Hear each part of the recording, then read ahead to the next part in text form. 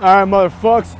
It's your boy the Hater here with another AEW review as part of Hater Mania. I mean, it is what it is, you know. I'm trying to do it, motherfucks. A video a day keeps the COVID away, you know what I mean? I'm out here in the cold, walking around in the snow because I refuse to stay inside all day, you know what I mean? I've never done that one day in my life where I've just stayed inside all day. Maybe when I was like really, really sick as a kid or something, but you know, very, very rarely, if ever. So I encourage you guys to do whatever it takes to keep your mental sanity, you know what I'm saying? I like going on walks and talking about wrestling, so there you have it, cucks. That's why we're here. So right now, before anything else, let's talk about the general score of this episode of AEW Dynamite. The general score was, it sucked ass, motherfuckers. It sucked ass. It was not a good episode. I did not enjoy it. I believe there was nothing there to enjoy, but that's up for everyone to decide on their own, right? I believe this was a shit episode. It did nothing to further anything and only exposed things in a negative way, right? So let's begin, motherfucks. First up, we had Matt Hardy and Hangman Page, and over here on the Bleacher Report results, it says versus T-Cred. What the fuck is T-Cred? They wrestled against Hybrid 2, also known as the Hybrid 2 Jobbers that lose to every team of value, right? These guys have never won any match that has had any kind of consequence. Like, if it's them versus like Serpentico and Luther, then maybe they'll win. But who gives a shit about that? That means nothing, you know? What matters is matches that are positioned in such a way where the winner gets something, right? They either get a push, or they get a rub, or they get something out of it, you know? Like, these throwaway matches, it doesn't matter who wins. Like, I don't even watch them, you know? Like, because I don't care. Like, last night, I also watched a little bit of NXT, right? And there was like 7 matches with women in it, like 7 women's tag team matches, right? And like, I don't care who wins, like nothing changes. Like, they just had the Dusty Cup, right? So a female tag team has already been established as the female tag team of NXT right now. So who gives a shit if Shotzi Blackheart and the other one beat like Kaden Carter and the other one? You know, nobody cares. Like, it's not interesting at all. Like, no one cares. You know, they shouldn't even have this match. Just don't do it. Just put 2 cruiserweights in there, you know? Get Warhorse to show up at NXT. I don't know, man. Figure it out, motherfuckers. But not this shit. This was not good, you know? So, Matt Hardy and Adam Page, always like to call them interchangeable Adam Page, start wrestling. The match is longer than it needs to be, considering everyone knows that Hardy and Page are going to win, right? It was a match that went on like twice as long, in my opinion, versus how long it should have gone. So, eventually, what happened was Adam Page goes in and does like a double buckshot lariat, and it's supposed to be like a cooler version of the move. It's the same fucking move, you just raise the other arm too, you know? It's nothing impressive, right? Like, it's not like doing like a double AA or something like that, you know what I mean? It's like, it's not harder to do. So he does it. Matt Hardy hits a Twist of Fate on Angelico. The Twist of Fate was completely botched because Angelico used his arms to shield himself from the fall. But like, instead of just saying this and having it be a counter, they made it seem as if the move was even more devastating. You know, it was really cringy. I thought, didn't enjoy it, right? Who the hell cares about this, right? And after that, they have like a contract dispute, and basically Adam Page reveals that he has essentially tricked Matt Hardy into signing a contract for a match, and then they make this what they're calling a money match, where like they pretty much bet their first quarter earnings on the outcome of this match, right? It's just like, it's such a cheap hook. You know what I mean? It's such a cheap hook. It's like you don't want to have a championship match, right? You don't want to do something like hair versus hair, right? Something that matters, you know? So they just have this horseshit storyline, like, oh, they're betting money on it. Like, what the fuck? This is a bet, you know? It's so stupid. Like, why is that such a big deal, you know? It doesn't feel like a grudge match. I understand that it's like, you know, big money Matt Hardy. Like, I understand that's what they're going for. But, I mean, Matt Hardy he has too many gimmicks now, and this is not one of the more interesting ones. So there you have it, mother cucks. That's where we're at right now. The facts are what the facts are. The match itself was not very entertaining. Nothing cool happened. The Hybrid 2, I mean, they have their moves, and they're not horrible moves, but that's all they've got is they're like 5 or 6 moves, you know? So they did those moves, and no one was entertained. So the first segment, I consider it to be a complete waste of time. I give it a 0 out of 10 up in this motherfucker, you know what I'm saying? Next up, bitch boys. A Bleacher Report gives it an A. Of course they do. Why wouldn't they? You know, this is not a good feud. This This is not a good match that's going to happen between Hardy and fucking interchangeable Paige. No one cares. Then we have the women's world title eliminator, Riho versus Serena Deeb. Now, I don't give a shit about this tournament. This tournament means nothing. I would hope that the winner of this tournament wins the title from Shida, because Shida's been champion for like the entire history of this company. You know, and she's not this exciting champ or anything like that. So get rid of that bounce, bitch. You know, get out of here. But the facts are what the facts are. Nobody cared about this match. Although I will say that the fact that Riho is returning is kind of neat, right? Because I thought we'd never see her again, to be honest. You know, but here she is, right? I skipped around this match. Riho won. I mean, who cares? Who gives a shit? Bleacher Report, of course, says this match was an A+. It says it's a pay-per-view quality match. No one cares. No one watched it. Orange Cassidy versus Luther. All right. I mean, now we're scraping the bottom of the barrel, right? I understand that Orange Cassidy falls in this particular place in the card where he's never going to be a real main eventer, but he's not a jobber either, you know what I mean? He falls into that category, you know? And he has his ups and downs. Like, for example, once in a while, he'll have a huge up, like he'll beat Jericho, you know what I mean? And then every other once in a while, he'll find himself in a horseshit feud, like the one he's in with Miro and Kip Sabian, and also will find himself wrestling in a throwaway match against Luther. Luther is weird. I don't like this guy at all. Like, he's not interesting. I will never stop associating him with that horseshit, dogshit stable that Brandy Rhodes was trying to lead that made absolutely no sense. You know, first of all, he was a figment of imagination. Now he's a real guy. Then he's like Jericho's biggest rival or whatever. Like, who the fuck cares about this guy, right? He looks kind of like a testicle, you know? So I don't really care about him. He wears that white coat. He's got a white head. He just looks like one of my nuts. So anyways, that's what I got to say about that. Orange Cassidy, the shtick is overplayed now. Let's move forward from this garbage, right? I am done with this. Obviously, it should shock absolutely no one that Orange Cassidy won the match. I skipped this match mostly because how can I be entertained by this? There was a point where Chuck Taylor hit the awful waffle on Serpentico, which I thought was great. The awful waffle was a great move. I mean, whatever, right? Whatever. Then we had Team Taz coming out there. It was just Taz, his son Hook, and Brian Cage, right? And they called out Sting. They said, Taz, I mean, this was a very straightforward promo. Taz was like, Sting, if you're talking all this shit, how about you going to come and challenge us? There's only 3 of us now, motherfuckers, so come challenge us, right? Sting comes out. Surprisingly so, though, he starts fighting. You know, I was shocked. I thought he would just come out there and, like, point the bat at someone and they would all leave. Like, that's what's been happening for the last 8 weeks, right? But Sting comes out there, drops the bat, which is really stupid because, like, not only is he an old man, but he's, like, outnumbered, you know? I mean, I understand he's outnumbered, like, barely because it's, like, Brian Cage versus Sting, and Taz is, like, a fat old man who can't walk around, and Hook looks like a little sissy. So I don't think, like, either of them are going to be a danger, right? But Brian Cage by himself obviously could beat up everyone in that ring. So it doesn't matter. It is what it is. Sting drops the bat, starts beating up Brian Cage. Hook comes up with him with a bat from behind him, puts him into like a bat rear naked chokehold, right? Sting escapes it, gets the bat, hits Hook like in the sternum or in the stomach or somewhere, right? And then he turns around. Brian Cage just like attacks him, picks him up for the power bomb, puts a cigar out on his back power bomb. You know what I'm saying? Just power bombs him, right? The power bomb is a very effective move for someone like Brian Cage. I don't think Brian Cage needs to do any of that flashy shit like the fucking drill claw or this stupid garbage. Just give him a powerbomb finisher. It speaks for itself. He's a strong guy, you know? So he does the powerbomb and Sting sells it like an old man, which typically would be a good thing because he is an older man, right?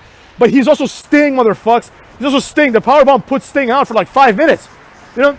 It's like, is that all Cage has to do in a street fight? Is powerbomb him once and he'll be out of the match? And then like Cage and Ricky Starks can go beat up Darby Allin? Is that all that has to happen? You know, this is Sting at the end of the day. Like, Sting should have, like either countered it or, like, if he was going to get powerbombed, after they get out of the ring, Sting should have gotten up really quickly and taken the bat and pointed at them, like, while holding his bat, basically saying, like, I'm not out yet, motherfucks. Like, Undertaker, even when he was older than a motherfuck, right? He'd get attacked, and even when he would be, like, laid out in the ring, like, as Brock Lesnar would walk backwards towards the entrance ramp, he would do, like, the little Undertaker sit-up. You know, basically saying, like, I ain't done yet, motherfucker. Like, don't count me out, you know? So that's like the approach that I would have taken with Sting here too.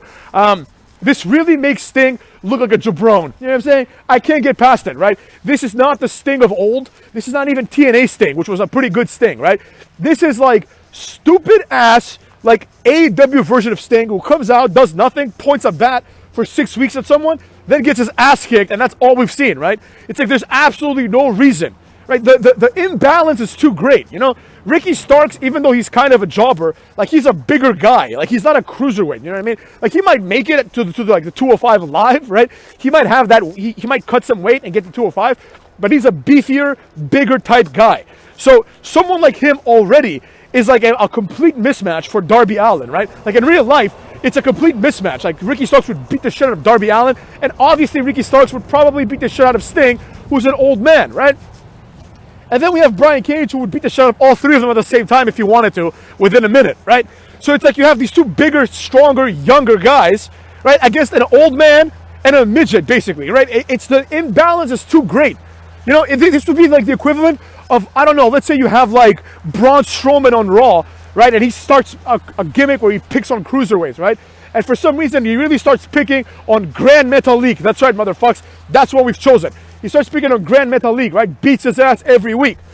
And then Grand Metalik like screws him out of a match, let's say. And then he gets Big Show to be his tag team partner. And they both start harassing Grand Metalik. And then Grand Metalik says, you know what? I have a partner that I'm going to use to fight you guys. And he introduces Rey Mysterio, right? Who is a legend, but a little guy, right? At the end of the day, it doesn't matter who is and is not a legend. You still on one side have Braun Strowman and Big Show versus Grand Metalik and Rey Mysterio. This is how this feels. It is ridiculous. It's not even within like the realm of possibility. Like I understand Sting's a legend, but he's in his 60s, man, or at the very least in his late 50s. He is an older guy. Even if he can move and he can do those things, it's just not believable that an old 60-year-old man can beat up Brian Cage. It's already unbelievable that anyone on that roster can beat up Brian Cage. You know, and it's already ridiculous, right? Now, I know what you're all thinking. You're thinking, but hater, you know, Brian Cage lost to Tessa Blanchard. And after that, I got to say, good point, motherfuckers. Anyone can beat Brian Cage. Tessa Blanchard beat Brian Cage. You know what I'm saying? It's kind of like that time when The Rock and the Hurricane were having a little feud. And then, like, the Hurricane goes to The Rock's locker room and The Rock says, you're not a real superhero. The Scorpion King is a real superhero. And then Hurricane says, the Scorpion King got his ass kicked by Brendan Fraser. You know what I'm saying? Which was great and true. So there you have it, motherfuckers. This whole Sting segment, the positive of it was that Sting actually participated in a fight-like scenario. The negative was everything else. Not necessarily Sting getting his ass beat, because that's whatever, that's part of the feud. But everything else, like just the presentation, the logic behind it made absolutely no sense, you know? He took a big bump, like the power bomb. I mean, like, big, you know, relatively speaking, but he has taken a bump in a long time. So it's like, and also he's old, and I'm pretty sure the last match he had was when Rollins, like, retired him, essentially. So it's like, you know, I mean, Rollins just, like, fucked up a lot of people, man. You know, this motherfucker, like, he takes more than he gives, honestly. But that's it for another day. Next up, we have Young Bucks versus Santana and Ortiz. This was actually a pretty decent match. Like, I enjoyed it, you know what I mean? I knew that Young Bucks were going to win because Young Bucks have pretty much just started their title reign. And I know they're not going to drop it for a while, right? And I know they're also part of this greater storyline with Cucky Omega and the Good Cucks, right? So I know they're not going to drop it. But this match did a good job in kind of portraying the small possibility that they're going to drop it. I will say that what's it called? LAX, Santana and Ortiz, proud and powerful, out and proud, as we say. They do have some pretty fun, like, double team moves. You know, there was a point where, like, the crazy haired one gets in the ring and kind of does like a schoolboy on Santana, right? And Santana just like takes the schoolboy and does like a back roll and jumps and does like a double cut or like a double RKO on the Young Cucks, right? Which I thought was innovative. Now, this is a spot that you do once in your career because it's fucking ridiculous, right? It should be presented as one of those momentary spots. But the facts are what the facts are. I enjoyed it, Cucks. Yeah. The match, again, obviously ended with the Young Bucks winning, and then they get attacked by, what's it called? The Inner Circle, right? And then, like, you see backstage Kenny Omega, Cucky Omega, I should say, and the Good Cucks, like, basically, like, debating whether they're going to go save the Young Bucks, right? Kenny Omega seems to be a little bit more, like, you know, concerned, and the Good Brothers go out and try to save him, and they do, but they, like, just kind of walk to the ring, and the bad guys just leave, right? So I'm like, I don't know what to say about this. I mean, like, it is what it is, I guess. I'm not, like, totally against it, but, I mean, What's the point here, man? Like, get to the point, you know? Like, what the fuck are the Good Brothers doing here week in and week out? Like, fucking do something. Like, establish something. It's just another match. I feel like it's going to happen between Kenny Omega and John Moxley. I mean, does anyone really want to see that? Like, not really, motherfuckers. Then we have Matt and Mike Sydal versus the FTR, right? This is Evan Bourne and Evan Bourne's, like, identical looking brother, right? These guys did Evan Bourne type shit. Evan Bourne, insofar as the cruiserweights go, he's always been one of the more entertaining ones because he's at least ripped. You know, he looks like he tries. He goes to the gym, you know? But beyond that, there's nothing great about him, you know? Like, he will always be remembered in AEW for botching the shooting star press. For better or for worse, it is what it is. But what are you going to do, right? I mean, that's what he's going to be known for. Obviously, FTR is going to win this match. Like, obviously, they're the bigger stars here. So they win the match. They hit the big rig, also known as the fucking Shatter Machine, or the Goodnight Express before they changed the name inexplicably. Then we have Moxley, Rey Fenix, and Lance Archer versus Eddie Kingston and Butcher and Blade. Lance Archer is the same exact character as Tommaso Ciampa, right? He's the same exact motherfucker, right? Tommaso Ciampa has No One Will Survive, and Lance Archer has Everybody Dies, right?